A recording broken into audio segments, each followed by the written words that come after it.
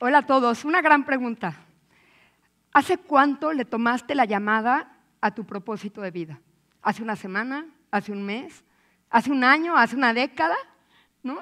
¿Sabes incluso cuál es tu propósito de vida? Esta pregunta, yo no sabía lo que era el propósito, pero tenía las señales que me moverían a lo que hoy es mi propósito desde muy pequeña.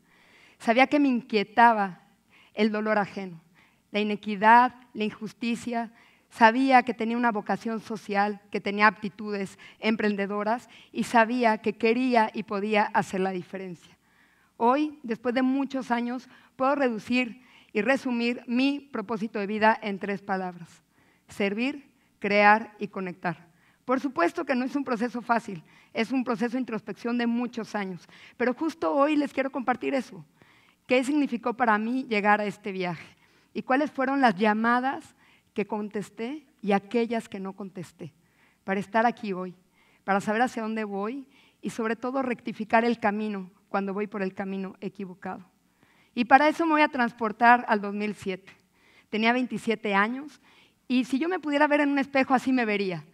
Como una mujer que lo podía todo, que podía conquistar el mundo, que ya era independiente, que tenía grandes retos personales y profesionales que me entusiasmaban mucho, que podía lidiar con no dormir, con no comer, con tener buenas y malas relaciones, ¿no?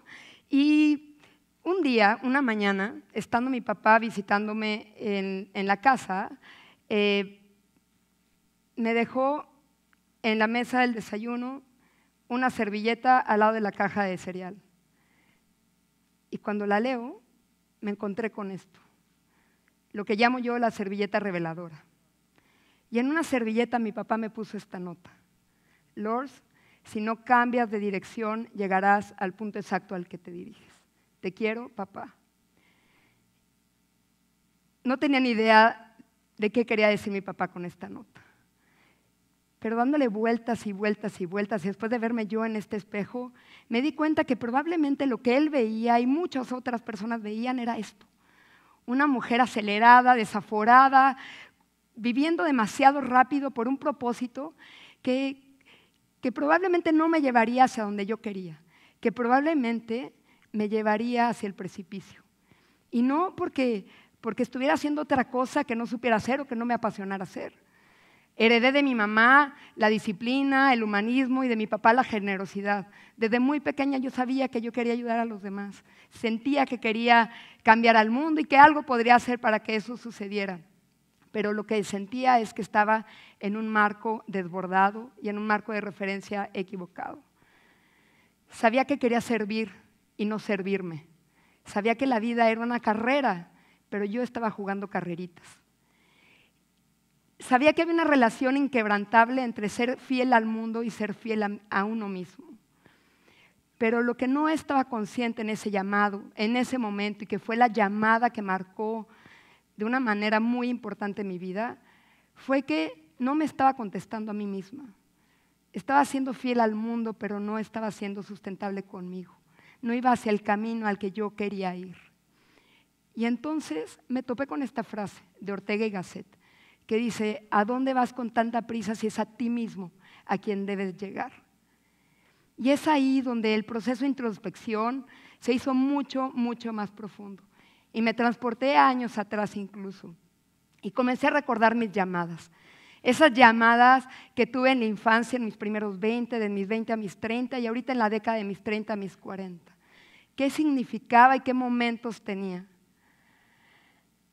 Recordaba cómo de pequeña organicé con mis hermanos una venta de garage y sacamos toda la despensa para vender todo y regalar casi todo, más bien, a los albañiles que estaban construyendo casas cercanas a donde vivíamos. Recordé también que todas las navidades mis papás nos pedían que guardáramos ropa y juguetes para regalar a los niños y a las familias en Matehuala, en la carretera, cuando nos íbamos a visitar a la familia. Y recuerdo muy bien cómo una señora en una de esas paradas en Matehuala, siendo que mi mamá cargaba a mi hermana más pequeña y la otra señora tenía una bebé cargada de la misma edad, mi mamá percibió que la niña se le quedó viendo a los guarachitos de mi hermana. Y en ese instante, yo tenía 8 años, mi hermana tenía 1, En ese instante mi mamá le quitó el zapato a mi hermana para dárselo a esa señora sin decir nada. Recordé que ese momento me había marcado y que no lo platiqué con mi mamá hasta 30 años después.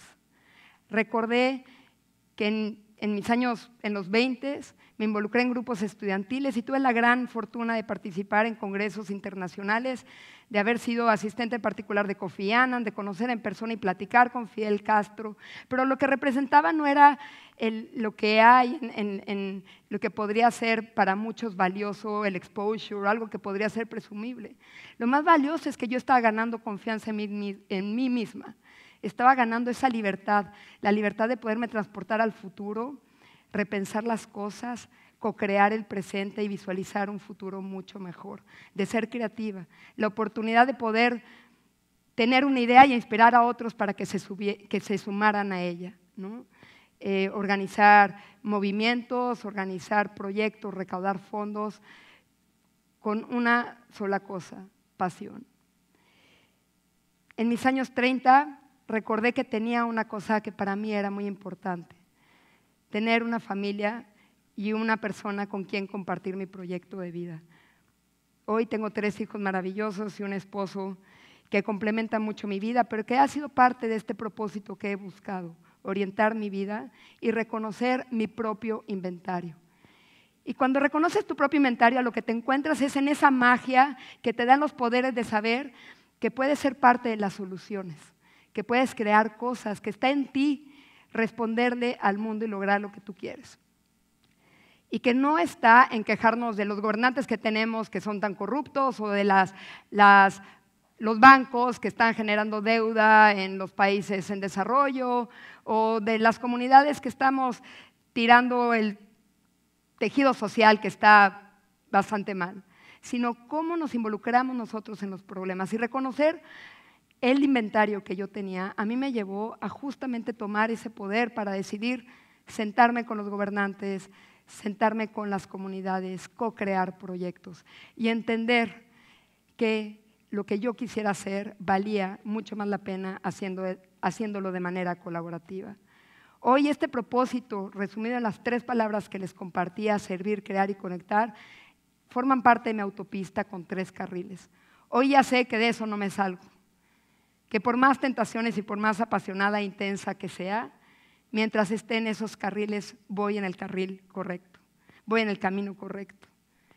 Recordé después esta historia, es una historia apócrifa de un señor que está sentado en el Titanic, imagínense en el Titanic, buscando el mejor lugar, la mejor vista hacia el mar, en el deck de este barco.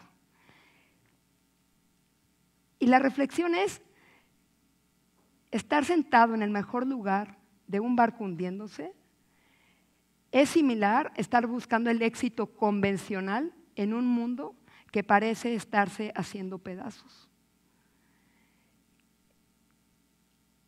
Hoy, el tiempo de autoayuda, el tiempo de pensar en ti mismo y en tu éxito convencional no es suficiente.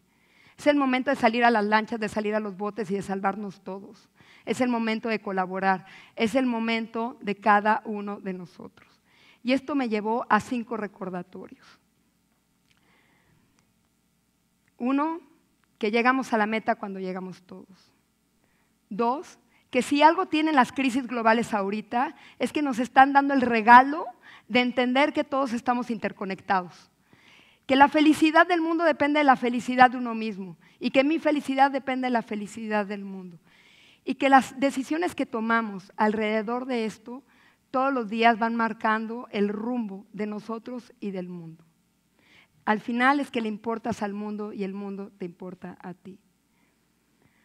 Otro de los recordatorios en los que han marcado este propósito de vida es que se vale celebrar las inconsistencias. Y aquí les voy a hacer una pregunta. Y es algo que a mí me ha pasado muchísimo, que me dicen, oye Lore, si eres tan social, ¿por qué no tienes un carro híbrido? ¿Por qué no limpias tu casa con puros productos biodegradables? ¿Por qué te la bajas si tienes 3 hijos menores de 5 años? ¿Por qué? ¿Por qué? ¿Por qué? Como si las cosas buenas que haces no fueran suficientes y te tuvieras que martirizar por tus valores. Como si tuviera que ser un monje o un villano y no hay una cosa en medio. Y lo que descubrí que también me da mucha tranquilidad es que se vale vivir con estas inconsistencias y celebrarlas por una simple razón. Porque vale más ser inconsistente teniendo un proyecto que integra tu relación con el mundo que ser consistente con tu egocentrismo. También, como uno de mis recordatorios, recordé que vale la pena siempre tener presente el gran premio de tu vida. ¿Cuáles son aquellas cosas que por ellas morirías? ¿Dónde está tu corazón? ¿Dónde están tus pasiones? ¿Cómo mantienes este equilibrio entre el mundo, entre ti mismo? Tenlo siempre presente. Y eso para mí ha sido un recordatorio brutal, porque viéndolo como si fueran las bolas de cristal, para mí son aquellas que si se rompen, que si se caen al piso y se rompen, se me cae la vida entera. Mi familia, mis mejores amigos, el servir. Aquí hay una historia que me gusta mucho y que se las quiero compartir. Es la historia de 2 ranas que caen en un bowl lleno de crema. Entonces imagínense, las ranas, pues los bordes están altos, no pueden saltar, no tienen cómo pegarse a la pared. Y entonces una de ellas empieza a nadar y la otra se le queda viendo así con qué tonta rana, o sea, ¿cómo cree que nadando va a salir de aquí? Pues estamos metidos en un bowl, no vamos a salir a ningún lado. Y la otra sigue nadando y nadando, nadando. Y entonces la rana, inteligente, después de estarlo observando, dice, no, esto no nos va a llevar a ningún lado. Y decide ahogarse. ¡Blurp! Y ya, desapareció la rana inteligente. La rana tonta sigue nadando, nadando, nadando, nadando, hasta que de pronto se encuentra parada sobre algo sólido. Siguiente paso, brinca. Su primer paso fue nadar, su segundo paso, brincar, llegó como arte de magia. Y lo que sucedió no es que con esta analogía digas, nada para que cambies el mundo y que tú tengas una vida increíble. La reflexión es de qué tipo de persona quieres ser, de qué tipo de rana. ¿Quieres ser la rana inteligente que va a tener siempre pensando cuáles son las limitaciones con las que te estás enfrentando en el día a día?